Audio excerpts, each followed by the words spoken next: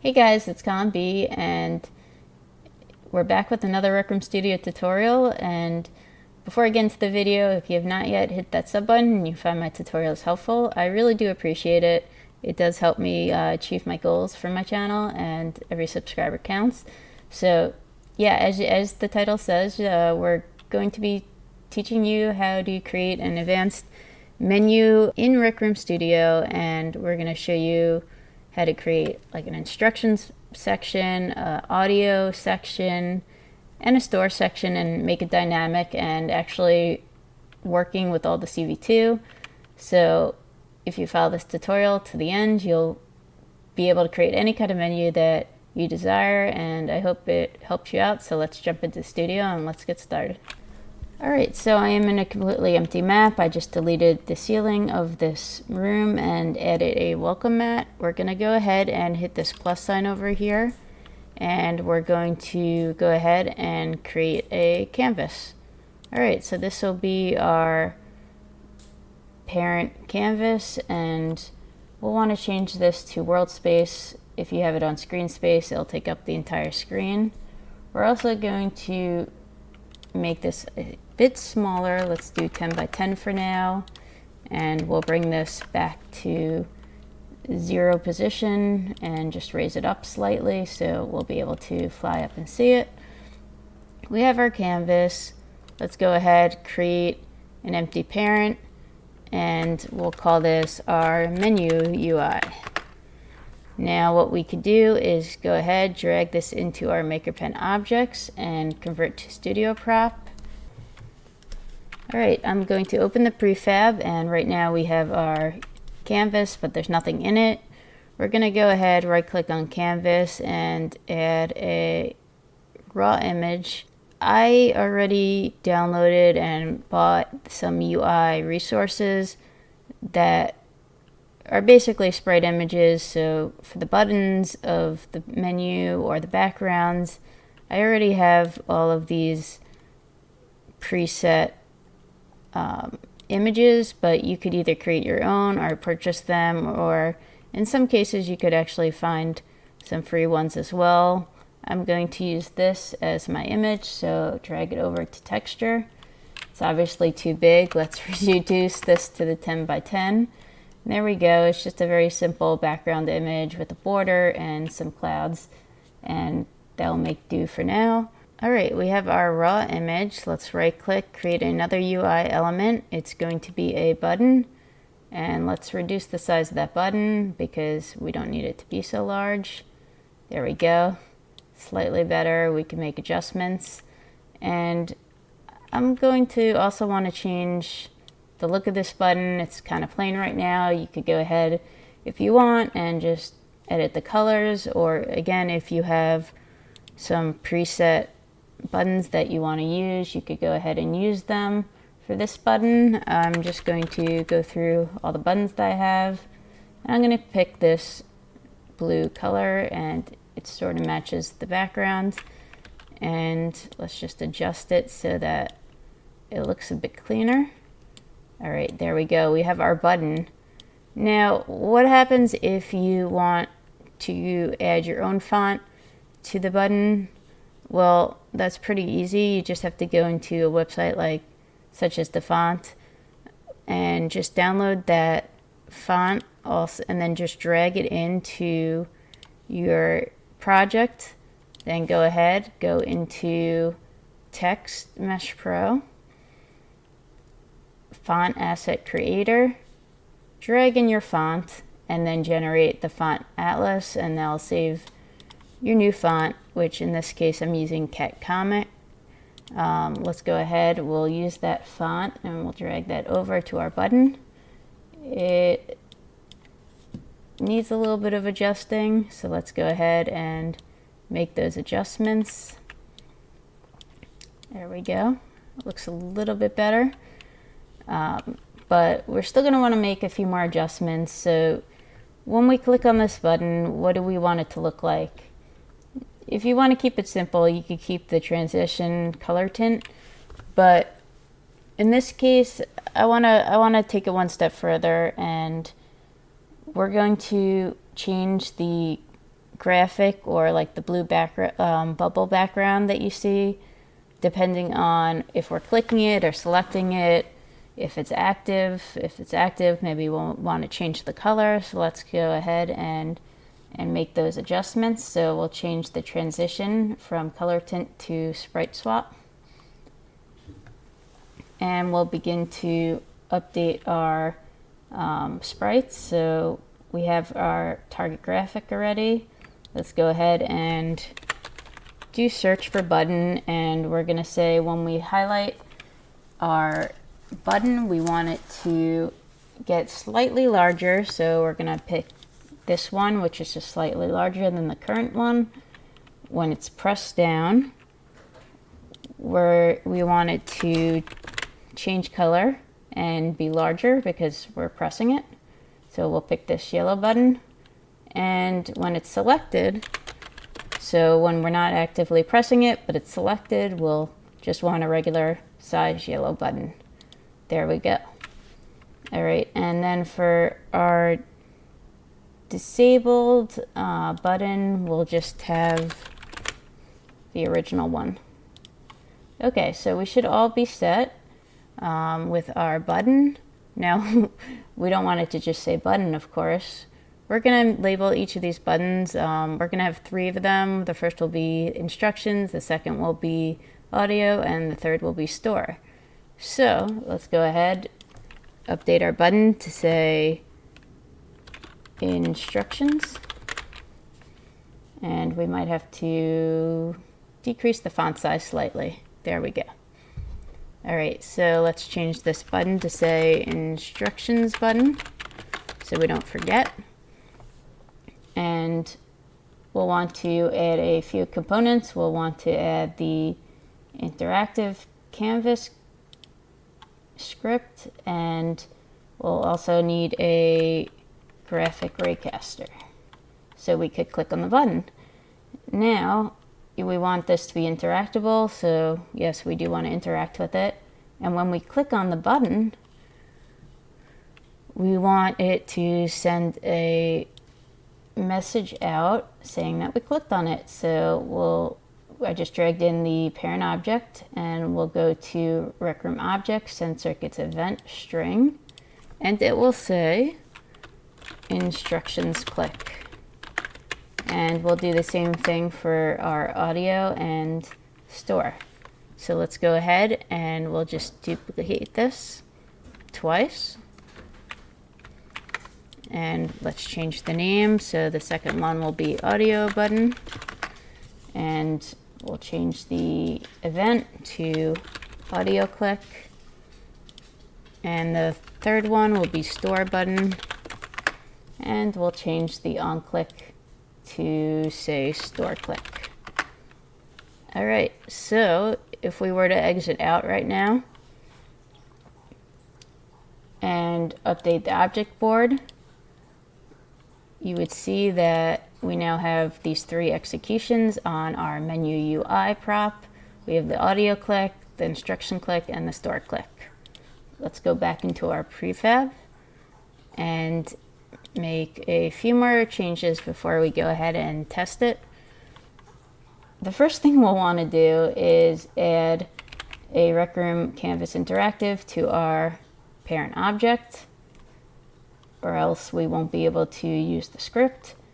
We'll also want to make sure our physics mode is set to decoration. No, we don't want to wall climb or clamper on our menu, at least I don't. And just make sure that, yeah, that's set to decoration, so, or else you won't be able to click in there. You'll also, I always like to keep all of my drop downs open just so I could see everything straight out. We'll want to, you know what, let's go ahead, we'll test this out, make sure our instructions do click. Let's just drop down our audio button, our store button, and just rename them, because that would be quite confusing if they all said instructions. All right, so we'll call that one store. We'll call this one audio.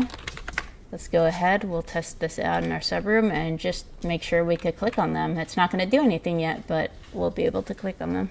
All right, here we are on our map. You'll notice if I highlight and just scroll over each of these buttons, they get slightly larger. If I were to click on one, it becomes the large yellow and then it'll stay on that yellow. Same with audio and same with store. So we're off to a good start. So far we have interactive buttons that have pretty cool graphics and it almost looks like an animation in itself. Let's go back into Studio and begin getting into more detail and having all of the functionality of these 3 buttons and what they entail. All right, we're back in Studio. Let's go ahead and open our prefab, and we're going to add a few more elements under our canvas. The first would be a panel, and I'm going to call this the instructions panel. Before we go ahead and do that, I take that back. Let's just turn the alpha all the way down to 0 because we don't want to see anything in the background at the moment. So yeah, we'll just keep that alpha color to 0. So we have our instructions panel. We'll duplicate this. We'll have an audio panel. And we'll have a store panel. Go to our parent object. We're going to create 3 studio functions, 1 for each of these categories, and it's basically going to either show the panel or not show it. So when we click on instructions, it'll show the instructions, but it won't show audio and store, and so on. So let's go ahead, add a studio function, and I'm going to call it instructions switch. So this is going to be a switch, and to change it to a switch, right now it's on method, we'll click on these 3 dots over here and change it to switch. We'll want to drag our instructions over our instructions panel, and we'll say game object active set. So it's basically going to set either to active or inactive. Let's add another case, and again drag over your instructions panel, game object active set. You'll want to keep one of these check marked and one non. It's just basically one is true and one is false. Let's pick a switch parameter, and we'll just keep it as called switch, and this will feed into the chip and it'll tell us, do we want this case or do we want the default case? Let's just hit that check mark right now to set it to one of those cases, and we're going to repeat the exact same thing for the audio panel and the studio store panel.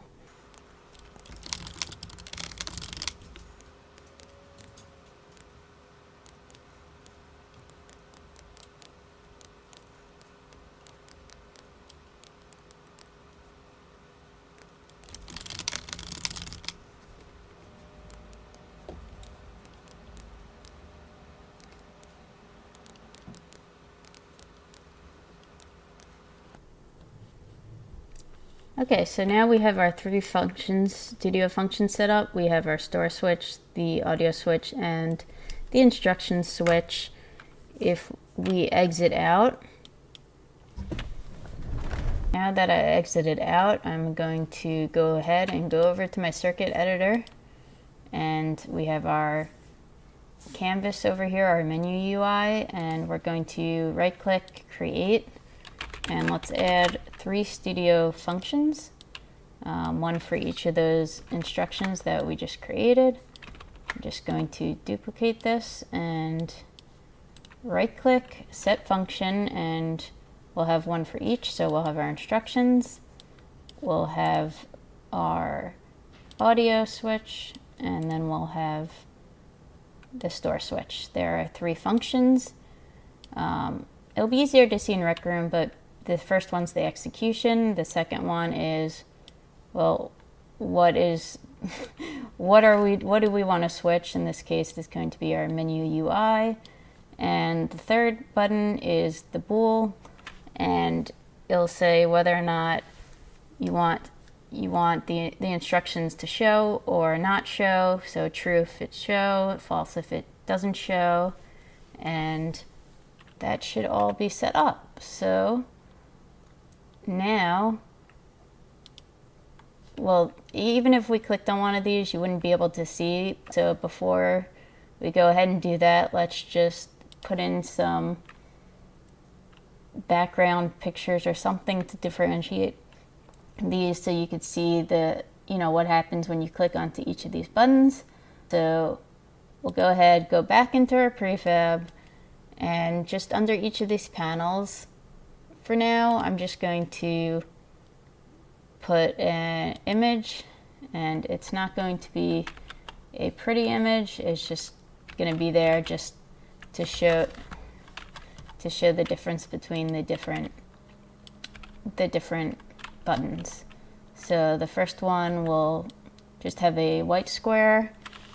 The second one will have a green square, and the third one we'll just put and have a red square. Obviously you don't have to do this, but I just want to make sure everything works properly, and we could set up our CV2 circuits. Let's go ahead and test the subroom and just set up some of those circuits. All right, so I just moved the circuits out so that we could see them properly, and we're going to just set up a few events so that way when we click on each of the buttons, it'll set off an event. It'll either be an instruction event, audio event, or a store switch event.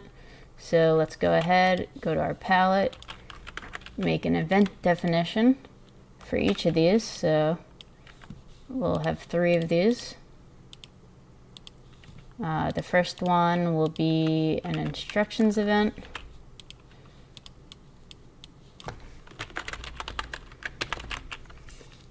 The second one will be the audio event, and the third will be the store. There we go, pretty simple.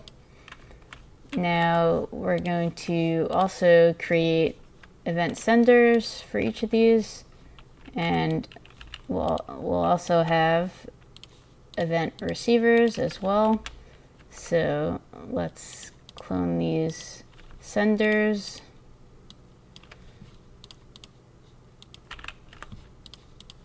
And we'll match it up with the definitions. So the first one is instructions, the second one is audio, and the third one is store.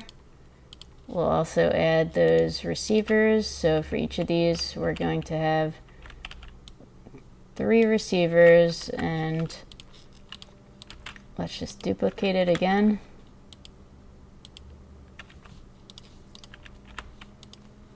Sometimes it's hard because the buttons will get in your way. Just keep that in mind. So yeah, let's have each of our events. We'll have the audio event, the instructions event, there we go, and the store event. Okay, so we have that set up, and we'll want to take these events and event receivers, and just clone them down 2 more times, and you should be set. All right, let's start linking this up. We're going to move our functions over. There we go. And we'll say when we click the audio, we want it to send out the audio event. When we click the instructions event, and the store event. I know some of these might, just based off of, alphabetical or what have you, just change positions, and you might have some crosses, but you could always, if you really want to get detailed, you could always go ahead and edit the circuit and then just change the order. But for me, I don't mind just connecting them. All right, so when we hit the instructions, we want the switch to go on. But we want to turn off the audio and store, so let's go ahead and create some bool variables. And these are going to be local for each person. And let's just add those. Again, I'll just move over the functions slightly so they're not in the way. And we're going to call the first one instructions bool. Alright, so the first one will be instructions bool. Then the second one, we'll just hit submit. We'll just clone it because one will be true, one will be false. So the first one will be true, the second one will be false. And just repeat this for the audio and store.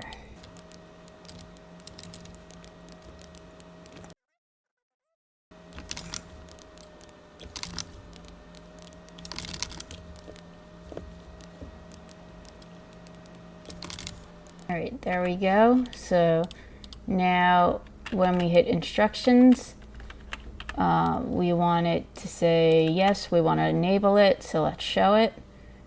But we want to not show it for the audio or for the store.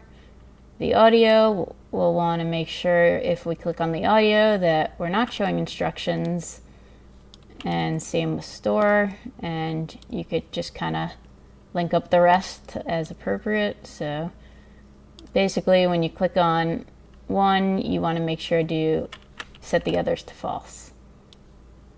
So we're going to go ahead, finish linking this up, and now our bools are set. So now when do we want to execute it? Well, whenever it's true or false, let's just execute the switch, and we'll just link it up to the bottom bool. It doesn't matter which one you link it up to, the top or bottom. They should be the same. And again, we'll do the same thing over here.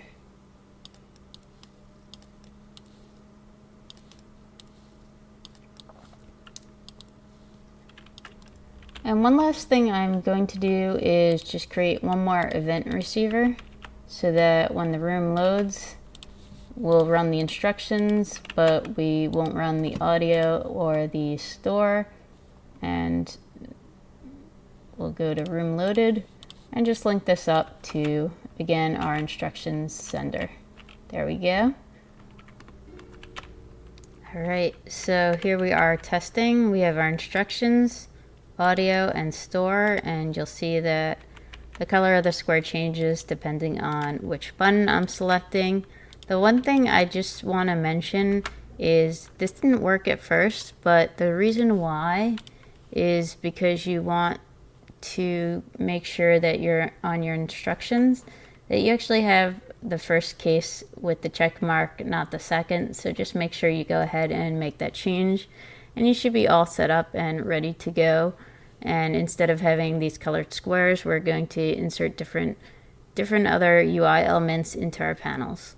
So we could get rid of our images now that we know that it runs properly, and we'll start adding in different elements.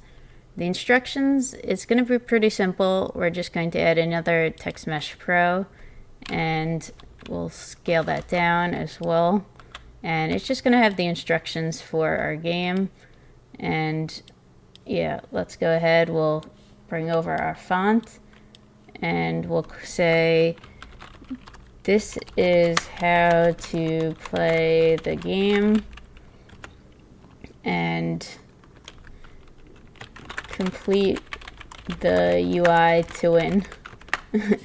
Obviously not the best instructions or the best game, but just for illustrative purposes.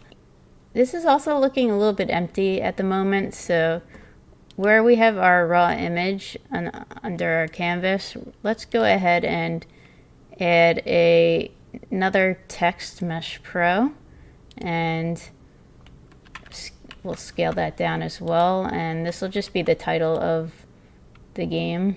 And we'll just scale that down. This will be the title of the game, so we'll call it The Game. It's pretty self-explanatory. And drag over our font and just bring this up. So now if anyone's not sure what they're playing, they now know that they're playing the game. You could also go ahead, change the colors, play around with it if you want. I'll just keep it as a yellow.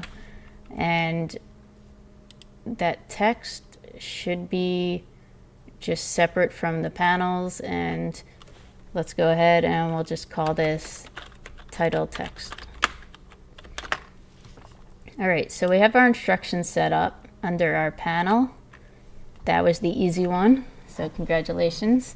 We just have 2 more panels left. The second one is going to be the audio panel, and for this we're going to actually create a slider, and this slider will determine how loud you want your volume to be for different elements. If you don't want to see the instructions, just go ahead and deselect the eye over here for visibility so it doesn't get in the way of what we're doing for audio. And let's go ahead, we'll make this look a little bit nicer. And I also want to bring my buttons down slightly just because everything's towards the top. Okay, so now onto our slider. We could go here and change the color of the slider just by, playing around with these graphics over here. You could go into each of these, change the handle. We could change the fill. So what do we want it to look like when it's full?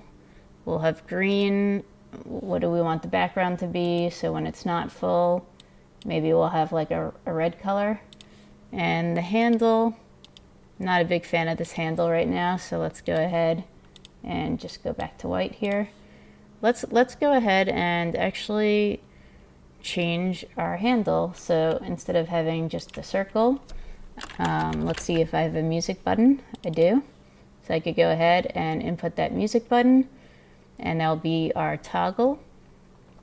Now, if we go to our slider, we could do the same thing that we did with for the buttons. We could add the interaction canvas. We could add the raycaster and make sure it's interactable. And on value changed, so when we move the slider, what do we want to happen? We want to send an event to our main chip, and it will say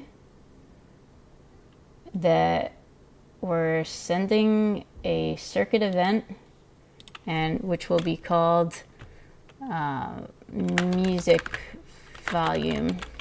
Okay, so every time we move this toggle, it will execute this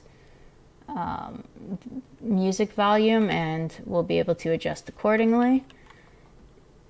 Next up, we'll want our max value to be 10, because usually the sound is like 0 to 10 in Rec Room. And let's add a few more things just to make it look a little bit nicer. We'll add another text, and this will just say music volume. So that way whoever's playing, they know what they're changing. And let's reduce the size and drag it over. So we have our music volume, and we can actually just drag that under the slider. And we could do the same thing for our sounds and our ambience, but before we do so, let's just make sure this works. We'll also, when we change the slider value, and depending on like how full it is, what the volume output is. So let's go over to our parent object, add property, and we'll show the music volume. What do we want to show? We want to show the slider, and we want to show the value of the slider. All right, let's go back out and update our object board. Somehow this became environment again, so let's change that to decoration. And let's go ahead and test our subroom. All right, so we have our instructions. When we click audio, we have this music volume that we could slide. When we slide it, you'll notice if you go to connect that we have this new blue float value, and it's going to be 0 through 10, and at the max it'll be at 10. And every time we change this value, float value, it will execute through this music volume execution.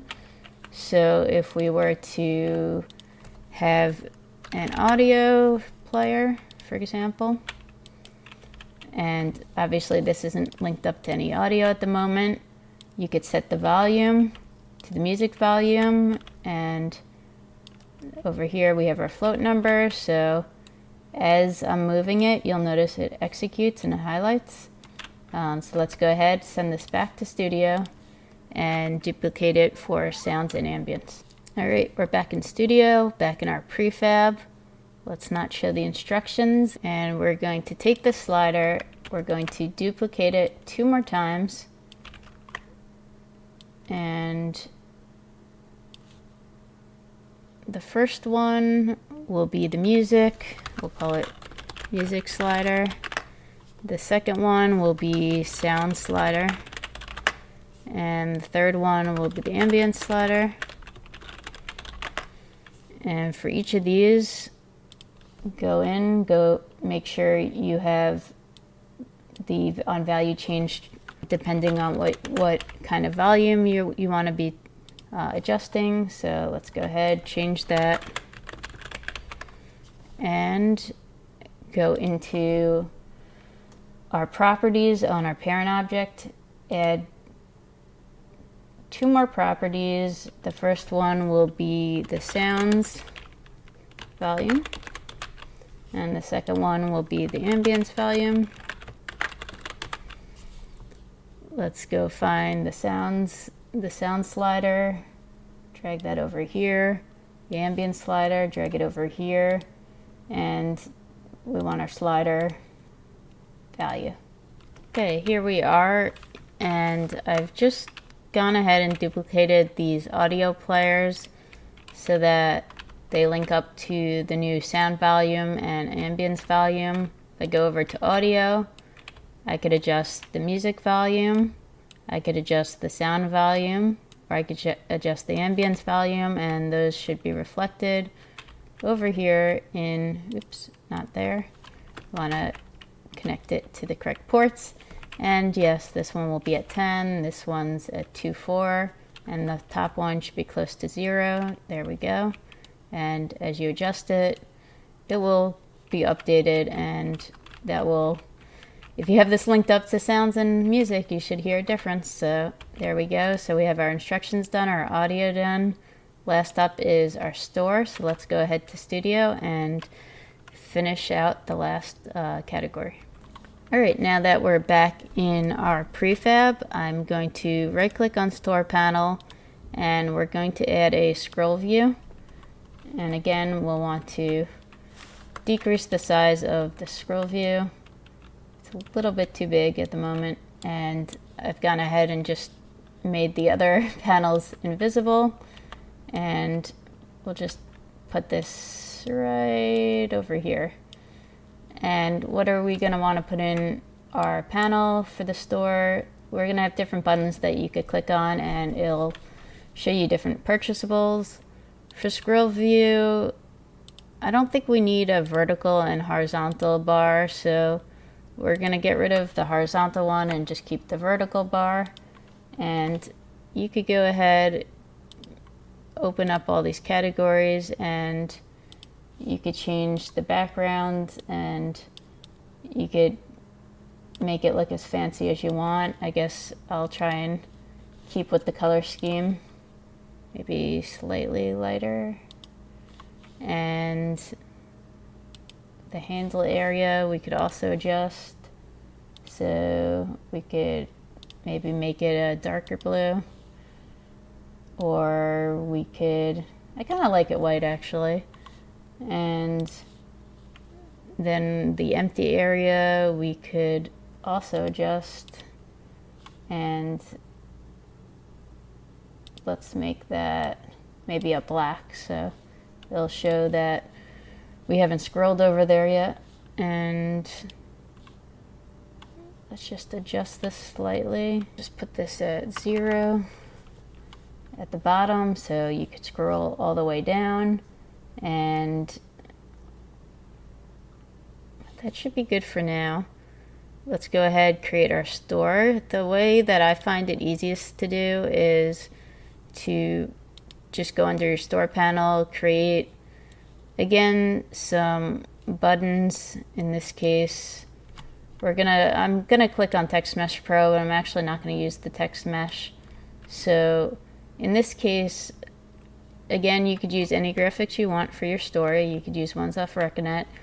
I created my own graphics for some of my rooms, so I'm going to use these. You'll just want to make sure if you do use your own graphics that you go ahead and just change it to a sprite 2D and UI, and you should be good to go. So now for this button, I can get rid of the text because I don't need text. I'm just gonna have these sprites, and obviously it's a little bit stretched out at the moment. Let's go ahead and fix that. We could just change our height and width. There we go, 30 to 30. That looks like a good size for now. I might increase it just for the scrolling purpose. Maybe we'll make it 40 by 40. Okay, there we go. We have our speed. Our button, again, we're gonna wanna do the same thing we did for the buttons on the left side. We're going to add the graphic raycaster, and we're going to add the Rec Room Studio Canvas interactive script, interactable. When we click it, we want to send a message, and the message is the Rec Room object send circuits event string, and we'll call this speed click. And that'll be our first button. I'm not going to go ahead and like relabel each of these, but you get the idea. Let's duplicate it and move it over. Now we'll have the jump. Oops, not there. Getting tired, apologize.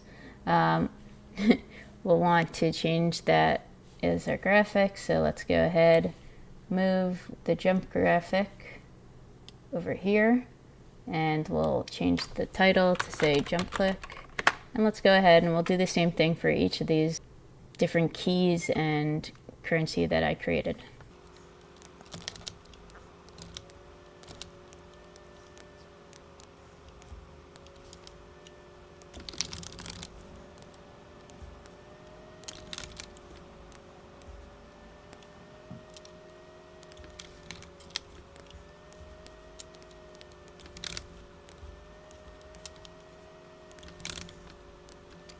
Alright, we're just going to have the 7 buttons, which I just created, and I updated the images for each of these, as well as the on-click event. And let's highlight all these buttons, and what we're going to do is go ahead and drag them under our content, and now they should be in that scroll view when we go up and down. Let's go ahead, exit. We'll want to again update the circuit board and test the subroom. Alright, here we are in our store. As you can see, we could click on each of these buttons. It's not doing anything at the moment, and we could scroll up and down, or we could go to audio and we could adjust our audio, or go back to the instructions. Let's just finish up the last piece, which is connecting the store buttons to our room. For this room, I went ahead and I created the 3 keys, as well as the different currencies that I want to link to. And what we'll do is take out our maker pen and we're going to create a few items. We'll want a purchase prompt, and we'll just put that down here. We'll want a constant for our purchase item. So let's see, we'll have the key constant. We had a few of those, as well as a currency constant, and we'll drag that down. Let's go ahead and duplicate the purchase prompt so that we have 7 of these, 1 for each button. 1, 2, 3, 4, 5, 6, one more, 7. As well as we have 3 keys, and the rest should be currency. So each of these keys, let's configure. We have speed, we have jump, and we have invisibility, and the currency is coins. There we go. Let's link up to our in-room purchasables. And the currency will link to each of these because it'll just bring you up to the menu where you could purchase as much currency as you choose. And then you'll see we have all these new executions. Let's link them up. So our speed click over here, our jump, and our invisibility. Then we'll link up the currency amounts, and 100, 500, 1,000, and 5,000. Okay, so now when we click on each of these, it'll bring up the purchasable in our room, and that's pretty awesome. So again, you could scroll down, pick another item, scroll up, go to audio. If you made it this far, congratulations. You are now a menu master in Rec Room Studio. I'm gonna go ahead, upload this to RecNet. Now that everything is up and running, we'll go ahead, we'll refresh and upload this.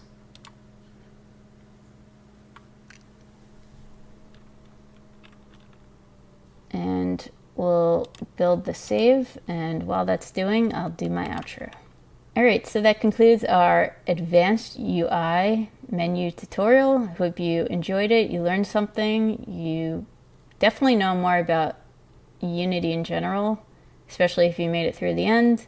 I hope you did. If you have any questions, leave a comment, leave a like, sub, and I'll see you next time.